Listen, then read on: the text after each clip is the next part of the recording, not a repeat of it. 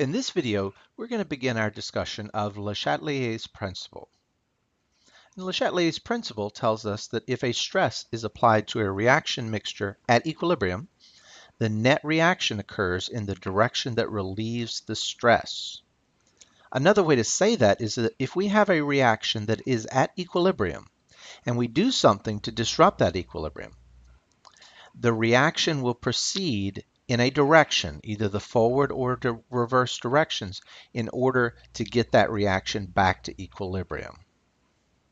So when we say stress is applied to a reaction mixture, what do we mean? Well, we can stress a reaction mixture or disturb an equilibrium in really three ways.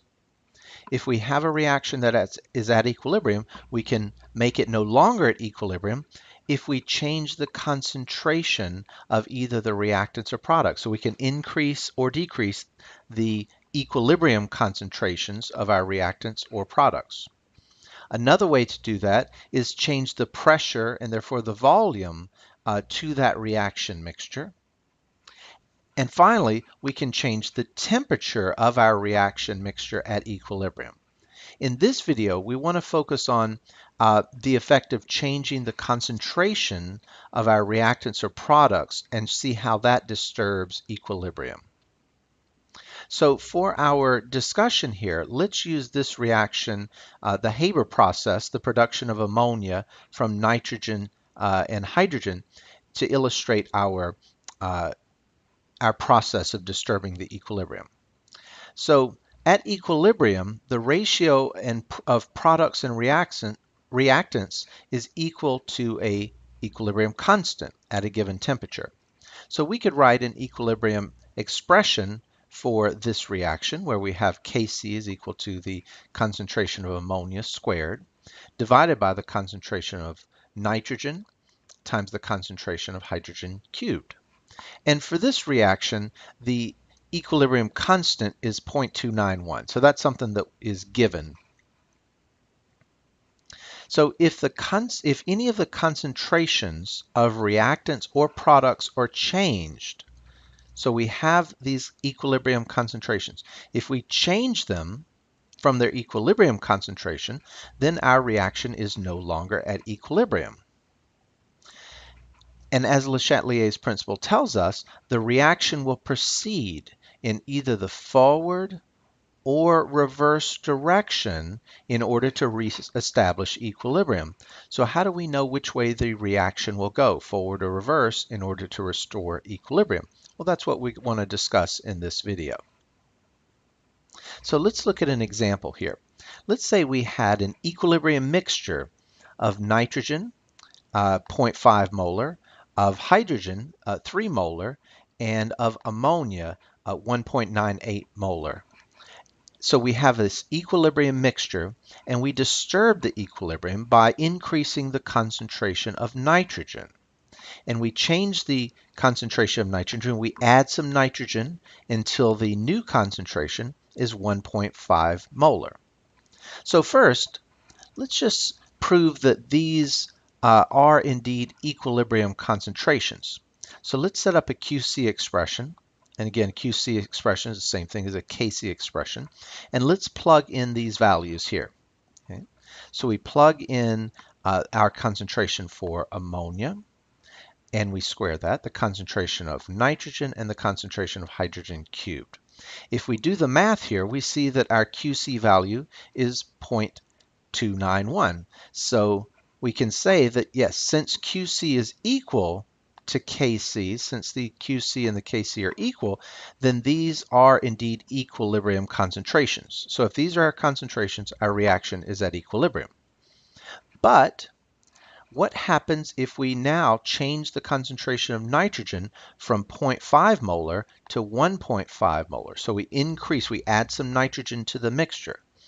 Well, let's plug in these new values. We haven't changed the concentration of ammonia or hydrogen, but we have changed our concentration of nitrogen. So we want to plug in our new values. So our QC value expression now looks like this. Ammonia and hydrogen are the same, but we've changed our concentration of nitrogen. If we calculate the QC value, we see that our QC now is no longer equal to Kc. So we know that these new concentrations, with these new concentrations, our reaction is no longer equilibrium. And QC is less than Kc. We can see here that QC is less than Kc. So that tells us that more reactants will be consumed and the net direction will be from left to right. So in order to reestablish equilibrium, our reaction must proceed from left to right. So we added some nitrogen. We increased the concentration over here. In order to reestablish equilibrium, we have to get rid of some of that nitrogen. So our reaction will proceed away from that stress. So since we increase the concentration, it will move from left to right. So let's revisit Le Chatelier's principle.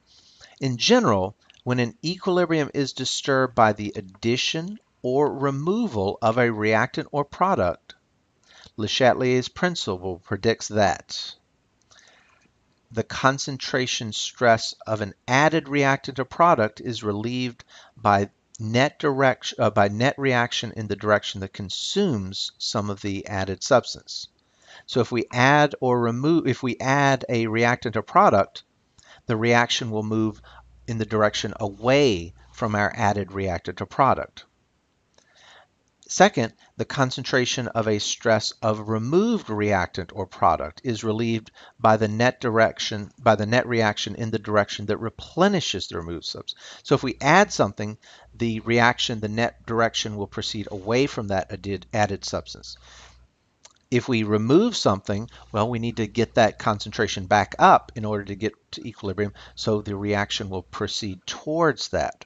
So let's look at this a little more carefully, because that is kind of confusing language here. Let's revisit our example. Let's say we have our reaction here, and it's at equilibrium. If we add either nitrogen and or hydrogen. So we increase the concentration of our reactants. If we add some of either reactant to the equilibrium mixture, what's going to happen? Well, Le Chatelier's principle tells us that the reaction will proceed in the net direction from left to right towards the product. So it's going to move away from that added substance. You can see now, since our reaction is no longer at equilibrium, the rate of the forward and reverse reactions are no longer equal. The rate of the forward reaction is greater than the reaction rate of the reverse. So we have a net increase in the forward reaction. So our reaction will move away from our added stress. We can see that by looking at QC. If we increase the concentration of our reactants, well, QC will be smaller than Kc. If QC is smaller than Kc, our reaction will proceed from left to right.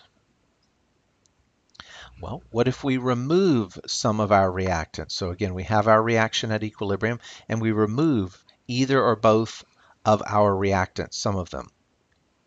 Well, Le Chatelier's principle tells us that the reaction will move in order to replenish the removed substance. So our reaction will have our reaction will move in the net direction to replenish those, so it will go from right to left in order to restore our equilibrium. So again, with QC, we can see that if we decrease these concentrations, these numbers on the bottom get smaller, QC will get bigger. If QC is larger than Kc, then the reaction moves from right to left. So let's keep going here. If we have ammonia, if we add some of the product, what will happen? If we add some of our product to a reaction that's at equilibrium, well, Le Chatelier's principle tells us the net direction will move away from that stress in order to restore equilibrium. So adding some ammonia will have a net increase in the reverse rate, in the reverse direction, rather. So increasing the concentration of ammonia, QC is larger than Kc now, so our reaction will move from right to left. And finally, what happens if we remove some of our ammonia from our equilibrium mixture? Well, Le Chatelier's principle tells us that our reaction will move in order to restore the removed or replenish the removed substance. So we'll have a net direction from left to right. And again, prove that by looking at Kc and comparing it to Qc. If we remove some of our product, then our overall Qc value will be less than Kc, and so the reaction will move from left to right.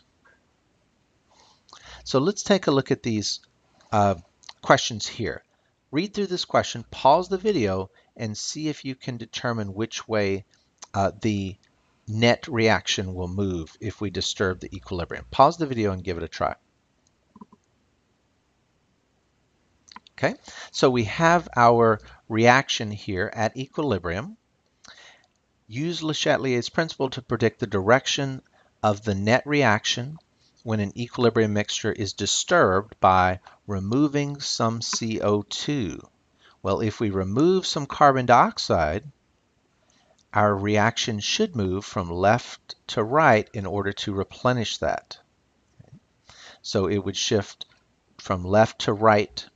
What about removing some carbon monoxide? If we remove some of our carbon monoxide from an equilibrium mixture, it's going to want to replenish that. So again, it's going to go from right to left here in order to get back to equilibrium. And adding some iron oxide. This one was a little tricky. If we add some iron oxide, remember, solids and pure liquids are not included in an equilibrium mixture, a QC or a KC expression. So therefore, since we're adjusting, adding or some of this, the concentration remains constant. And so that would not affect the equilibrium mixture. The reaction would shift neither to the left or right. It would remain at equilibrium. So that's a little tricky. We can only disturb the equilibrium if we change the concentrations of gases or aqueous substance, not solids or pure liquids. So review that and be sure you understand how changes in concentrations can affect Le Chatelier's principle.